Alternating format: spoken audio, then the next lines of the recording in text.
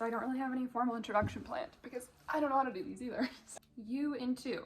It's 2 questions. The first one's fun, and then the second one is meant to make you more like vulnerable, comfortable in the camera. Color for the rest of your life, what would it be? And we're gonna do a little psych test on your answer. Blue. Blue. Hold on. Blue, thoughtful and still, represents a sense of inner reflection. Okay, question 2 is what's the most common misconception people make about you? About me personally?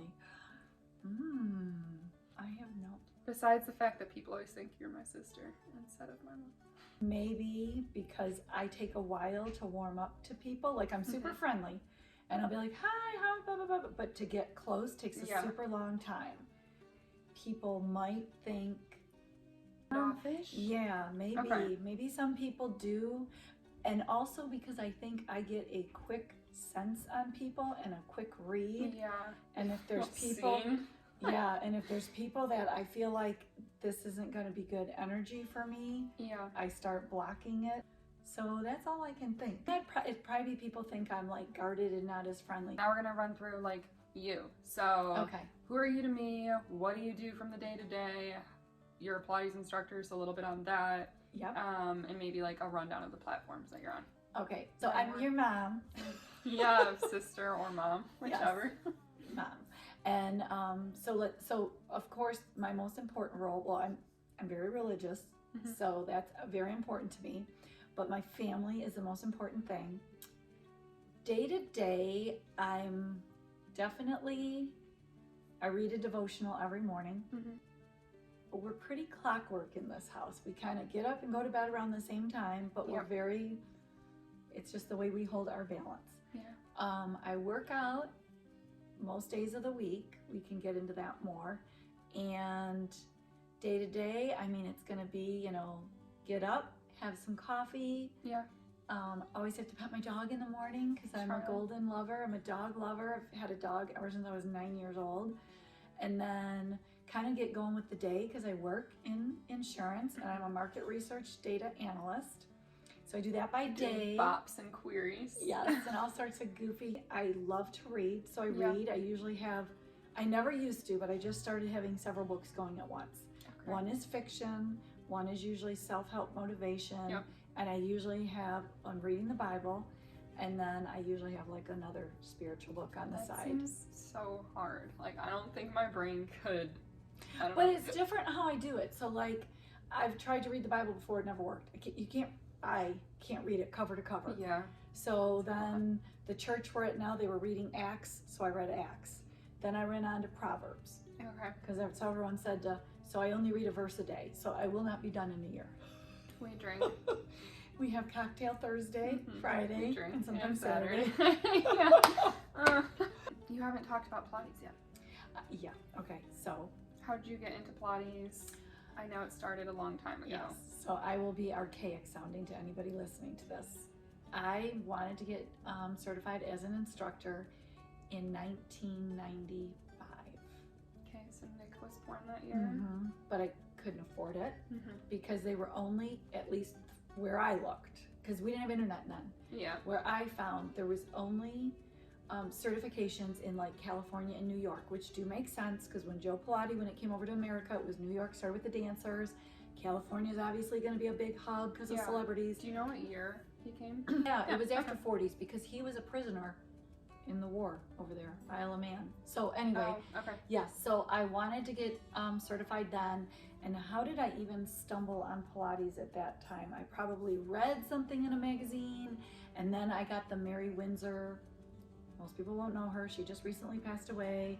She was really the person that made Pilates kind of a name in houses because she brought the mat work. Okay. And I had that video and I did that all the time, all the time.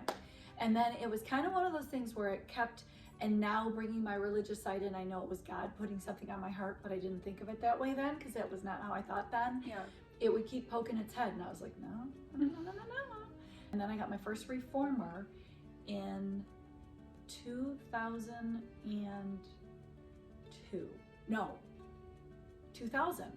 because that was the year after I had Matt.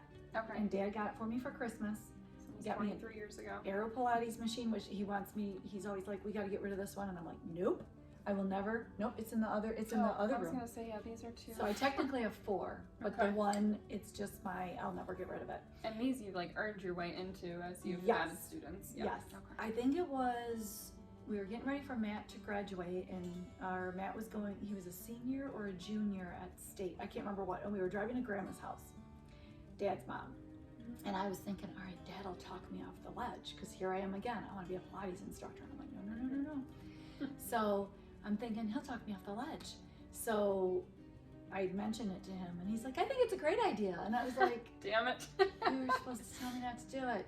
So then I just made a plan, and I was like, all right, I'm starting. I started in July of 2018.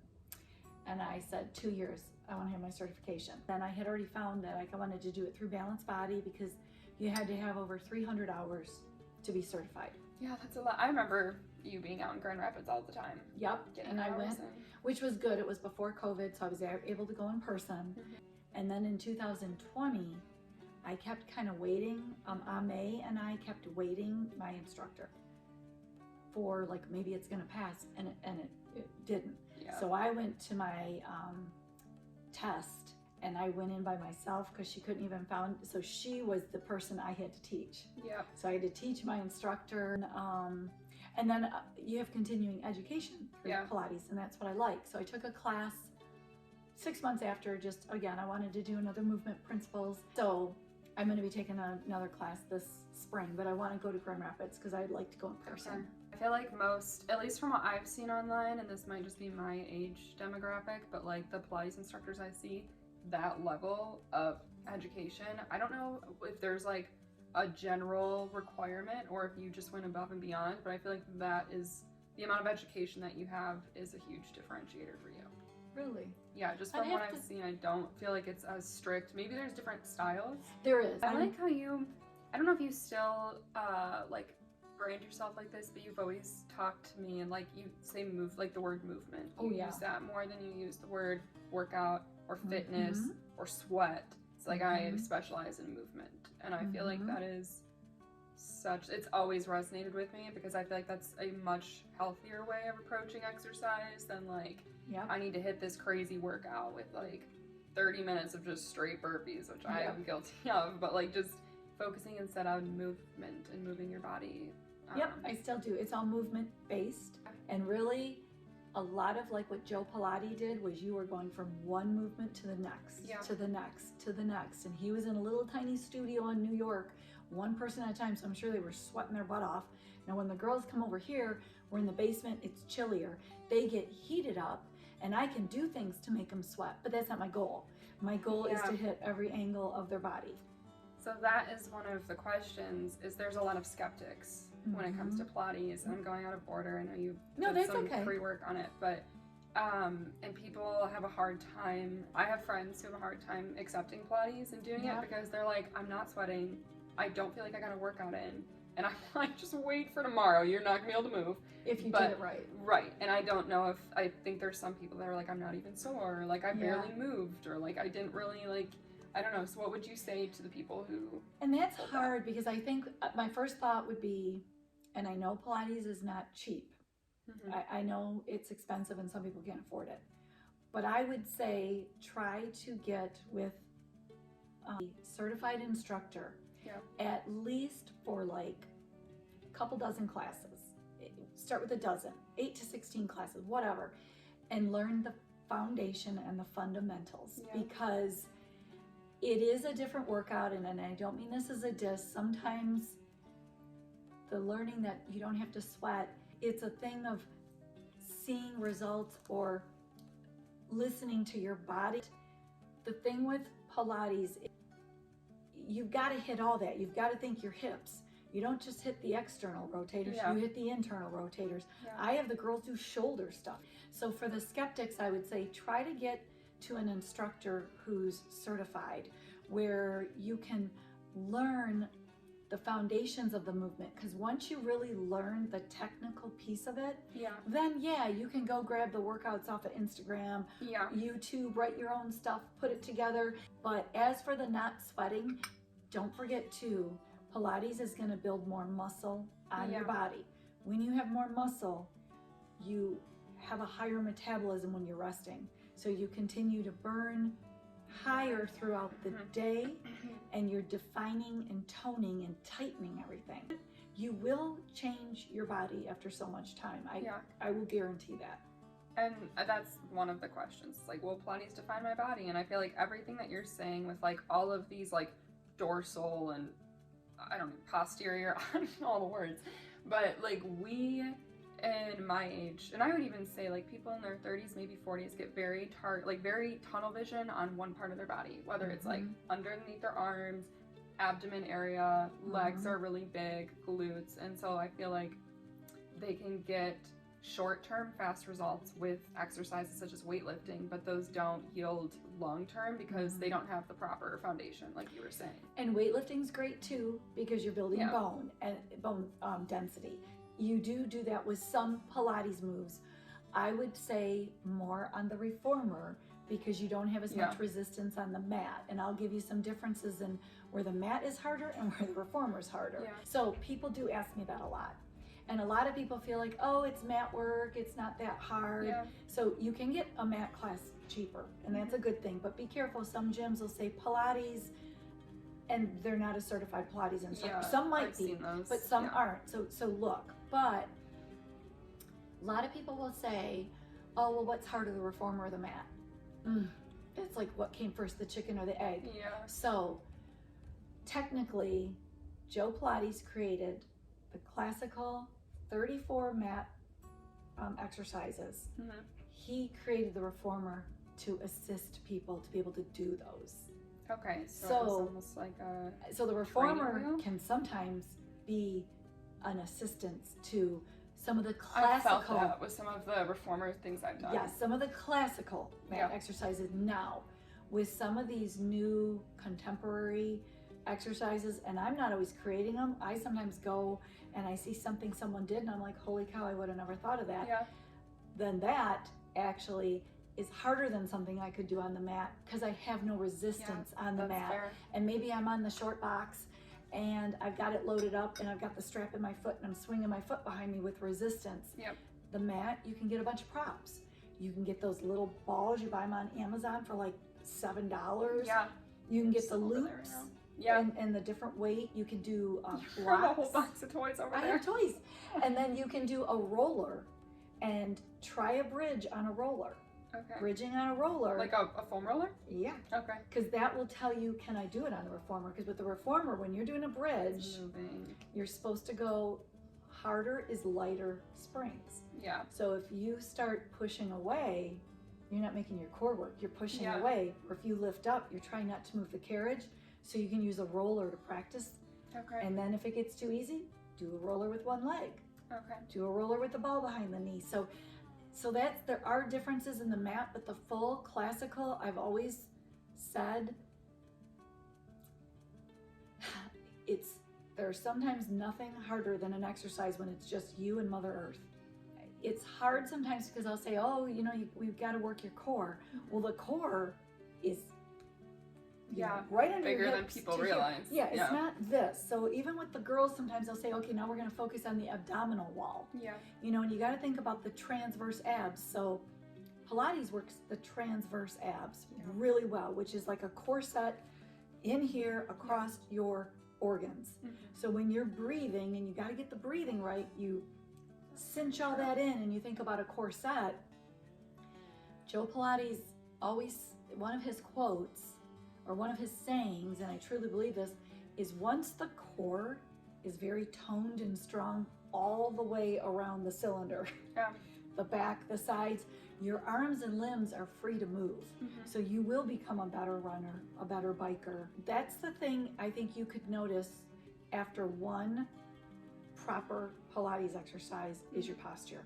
You would feel longer if you're pulling that I always use the analogy of like, okay, pretend somebody's got a string over your head, pulling it to the ceiling. You're trying to pull your ribs out of your hips. Yeah. So everything's kind of always active when you're working. And that's, I think, what people might miss that are just doing it and not realizing when you're sitting and doing a spine rotation. Yep. You're not just twisting to the side. You're pulling here, you're flexing your legs, your quads are active, you're on your sit bones, and everything is pulling up. And then you're lengthening all the time. Like if your arms are here, I'm always telling the girls, you're trying to touch that wall. So even do that in a regular stretch you're doing and feel the difference of you almost feel like things are pulling. Now you got me going. Right. How many times per week would you recommend someone does Pilates if they want to see results? If you want to see results, I'd say 4 times a week. So I'm thinking like New Year's resolutioners, and they're like, I want to get into Pilates this year, like I really want to tone my body. So let's say they're doing 4 days a week of Pilates, cross-training Pilates. What do you think are the most supplemental workouts? So I would think to get your heart rate up. It's no joke. You're not going to get a super high heart rate like you're doing a HIIT or running or cycling. And I know, like, I still do my yoga. I hit yoga once a week.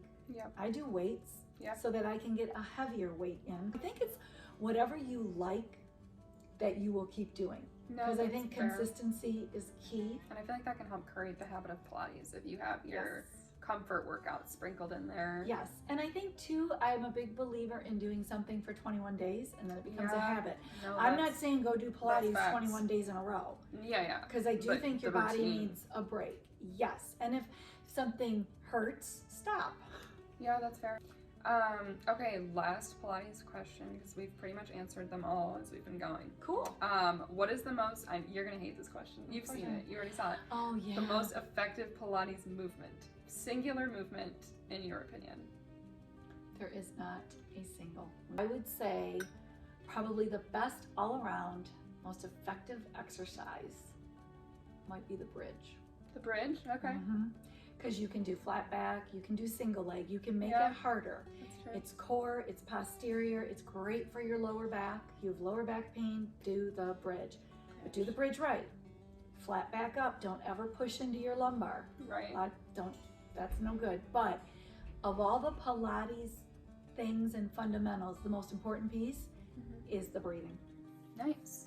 Well, I feel like that gives a really good base of Pilates and answers a lot of, it's like new. It's not new, obviously, but it's exploding a lot in your age. Yeah, my age. It's becoming more popular, more trendy. And so with that, I think there's a lot of misinformation flying around, a lot of maybe not credible instructors out there teaching. So I feel like your TikTok, your Instagram, you have some YouTube videos that are like very low hanging, accessible things for people to start with. But I do like and you talk a lot in all of your content about the foundations. So this is your top 3 wellness tips for people to implement in 2023. Just make them accessible for people to like apply. So this might be hard to say it's accessible. It is accessible because it's all about you. Is balance and moderation. Yeah, I think that's perfect. Because I'm a huge believer in balance and moderation. So I'm not an extreme person at all. And when I say balance, I mean, you take time for yourself to have, I don't know, if you're a reader or you like a bubble bath or you like to have a cup of tea or something and just stare out the window. I do. I think balance and moderation to me is number 1 because it's mentally healthy for you, as is Pilates. I did not mention that because Pilates is the mind-body connection. That's true. So it's a really good mental health exercise too. I did forget to mention that. Yeah, the fresh air stuff really resonated with me. I talk about that. I have that in a couple of my blogs. It's just like, it can turn your whole day around if you just go for a walk outside. Yep, and that balance moderation, I would also log into screen time too. Yeah, start getting screen time reports. Hold yourself accountable because mine get disgusting sometimes. And even when you say, like I do, a time limit, you can't just keep hitting ignore. Yeah, you can't just type in your passcode and be like, "That's solve that." Solve 1 more minute. Okay, 15 more minutes. Okay, ignore it today. Yes, and I'm guilty of that a little bit too. Some days if I'm making content, I have to ignore it. But agreed. That right? Like water. Water, yeah. Water. Oh I my drink gosh. a ton of water. So, how do you do that? So for me, and this is gonna sound, it might sound silly to people and it might not. Mm-hmm. Find a water bottle or a cup you like to look at. Oh, yeah. And either keep it on your desk as your measurement tool, Mm-hmm. or you keep refilling it. So it has to be something you think is either, I love pink, so I bought the pink one at Athleta that one time. Right now it's Christmas, so I have a glass with the Christmas tree on it. Yeah. I like the steel water bottles. I don't know why when I put ice in them, it's like so refreshing. So what's tip number 3? Well, so I kind of have 2 now because sleep is super important. So get yourself a good routine that helps you decompress. If you can get yourself in a routine of dimming the lights, of putting the screen down. I know a difference in myself of when I have looked at the screen half hour before bed versus 2 hours before bed. Do we watch TV? Yes. It's different than the computer screen. It is. Is there like not blue light from phones? But there's also like an addictive thing. And I feel like a lot of people in my age group get it, where it's like the phone is right there and we're like, I have to check. And I feel bad for you guys. It is a neurological thing and we didn't grow up with that. So I know it's a lot harder for you guys. That is your life. That is your connection. And I'm kind of mad at all the social media people because of what they've done to make it so addictive. So we won't have your emergency contacts where they can get through after your do not disturb. Because I have a do not disturb. I haven't set that up. I should do that. And I do. I have a do not disturb and I have emergency contacts set that they could come through in the middle of the night or whatever. Sleep does more to your hormones, to your metabolism, to your I don't even want to say stress level, but like your attitude and how you're going to react to things through the day as they come at you. And I think you're just going to find more peace. Train your brain that you're the boss of you and that phone is not the boss of you, or that and it does. There's something, because I felt the pull myself where I'm like, and I get a weird, like if I'll go on Facebook or whatever platform it is, it'll even be for me a real few minutes and I feel different. And I'm like, nope. And I don't even feel, it's not like I feel sad, I don't feel this, I feel more like blah. Yeah, you feel like apathetic a little bit. It's just blah. Yeah. And I'm like, I don't want this, because I have a very high energy, I'm a more positive thinker, and that just makes, I almost feel like dulled. And this isn't something for 23, but just something to think about, because I started it this year, is to kind of watch, because I do it with my hair, because I just let my hair air dry, because I try to stay away from added things in my makeup now. I try to watch, like I'm trying to switch over to all Zoya nail polish because of no formaldehyde. So that's just a little tip to think about. I would say the other 3 for sure, but even my makeup, I try to, like I think Tarte is one that doesn't have a lot of the weird There's got to be some type of article. Someone had to have pulled like 10, I don't know what you call them, geo-friendly brands? Yeah, maybe so organic and brands? I don't even worry about organic or green. I specifically look for those. I just feel like they would be classified as geo-friendly if they didn't have the chemicals. And I know there's a ton, so it's just something to think about, because I know there's a ton out there now with, I think that's fair. Honest, I don't know what's in all that stuff, but I hear about a ton of them. I don't buy as much as I used to, but anywho. That's fair. The last segment, which is the rapid fire. Oh, okay. So anything else you want to say on wellness before we move on? No. Okay. I was just looking at your timer. 47 minutes. Okay. All right. So rules are, there's 10 questions. You have 10 seconds to answer each question. Okay. And I'm going to time you. Okay. All right. So the first question, favorite Starbucks drink? The brown sugar shake and espresso. Yes, yeah. With almond milk, not oat milk. Yes. Okay. Something that you do not like doing?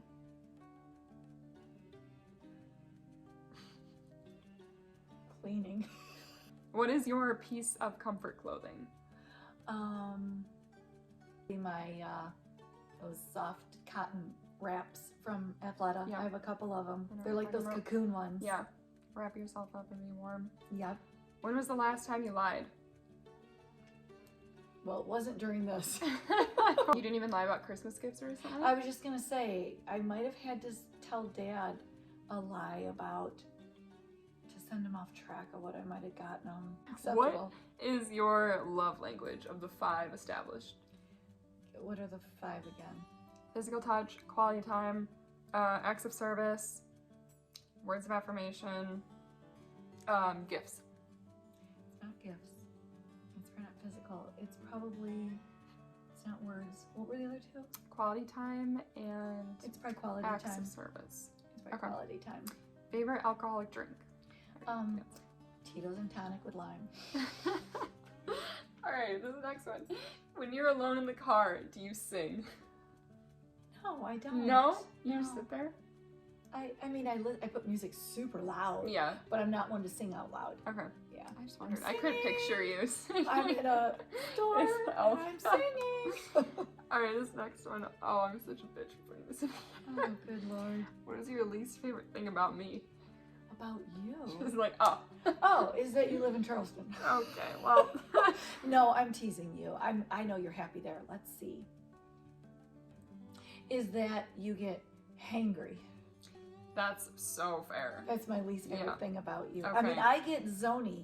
And how mean I am when I'm hangry. You get hangry. Yeah, I get like that's my least level favorite 10 thing. angry. Okay, well, I don't know if this is gonna apply because you don't sing in the car, but if you were to do karaoke, so like I can't imagine you doing karaoke now, but I could see you like back in your wild college years doing it. Oh yeah. Did you have a go-to? No, because we didn't really do a lot of it then. But what would have been my back then? I liked the Violent Femmes. I liked In Excess. I still like those bands, but I like country a lot now. Yeah, that's true. So back then, it probably Foreigner. I loved Foreigner. So I don't know. Oh, and it would probably have been The Outsiders. Is that a song or is that a band? The Outsiders. Wait a minute. What was the name of the band? I swear it was The Outsiders. One of those. Okay. Yeah, I loved The Outsiders. It was big when I was a sophomore at Central. Loved In Excess. Yeah, I even then I don't know if I would have gotten up there and.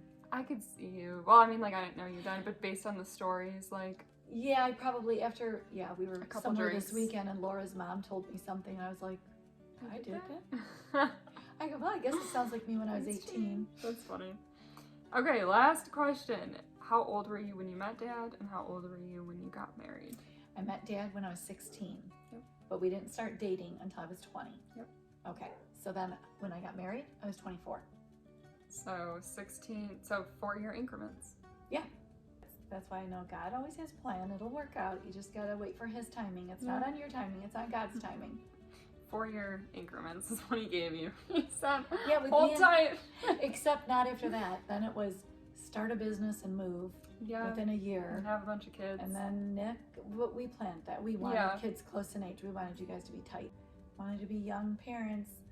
Didn't ever think I'd be saying I'm a grandparent now, but it's so exciting. Yeah, she's so freaking cute. With the best name, Sutton. I just love that name. So, cool.